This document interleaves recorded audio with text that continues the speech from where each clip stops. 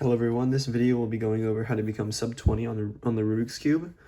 So there are some basics that you want to know. You want to know advanced F2L or just F2L in general. And advanced F2L is different from intuitive F2L because you'll see a case and instead of taking the corner out and then hiding the corner to solve it like that, you can just solve every case in a very efficient manner. And you want to have good look ahead when you do this, and also good muscle memory. Like if you do this, aim to think about each turn. It's like, okay, hide this. When I do this, it'll pair up, and then I can insert. Instead, you just want to be like, oh, I see this, I know this, I do this. So it's a much more muscle memory based algorithm, not intuitive like intuitive F2L is. And one thing that you want to know is to look OLL. So if you have a case like this where there's an L with the edges, you just want to do this, and then you want to be able to solve OLL in 2 algorithms at least. And it's the same thing for PLL. You see this case, you put the headlights on the left, you do a T-perm, and then you can solve the edges. And you want to do both of these in 2 algorithms each, which becomes 4 algorithms for the total of the last layer.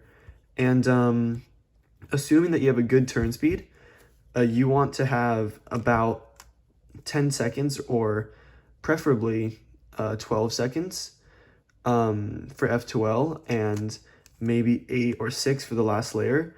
So this means that if you have the worst case, which is 4 algorithms, then you can do this, which is 1, do that, which is 2, and then assuming that you get a 2-look case, then you can do the algorithm, and then you can do the other algorithm. And you want to do these last layer algorithms very quickly, because this will drastically change your solves.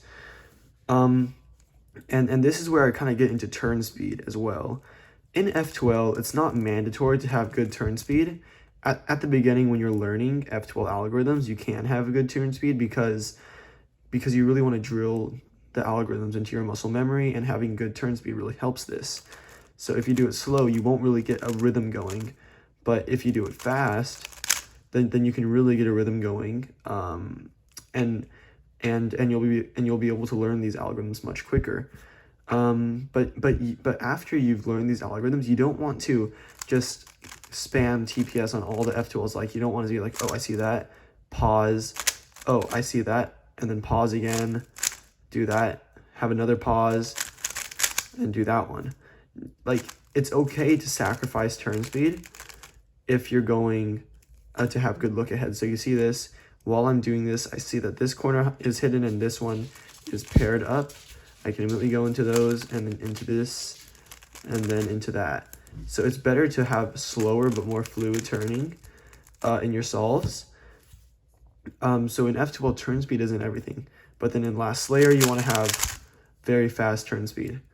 And those are really my main tips. And a really good way to learn F2L is to do a lot of casual solves instead of doing a lot of time solves, because this will not make you feel pressured by the timer, and it will actually allow you to practice better habits and use these advanced F2L algorithms, and not reverting back to your old intuitive F2L algorithms because you feel pressured by the timer, and that will be your natural reaction, I guess, to do your original algorithms, which ultimately act as just like your default settings. And then this is a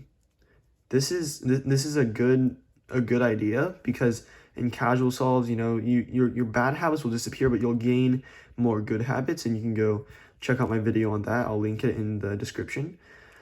And it's a good practice to do that.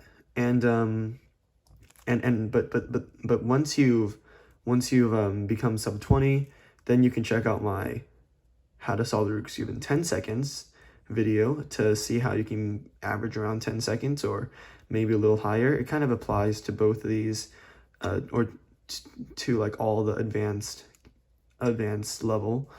But yeah, the next step after learning to look OLL and to look PLL is to learn full OLL and full PLL. So you can see this, you can immediately solve that, and then you can do that.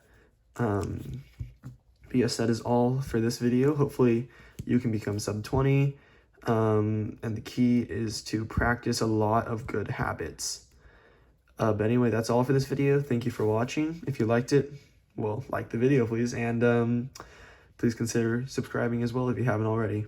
Bye.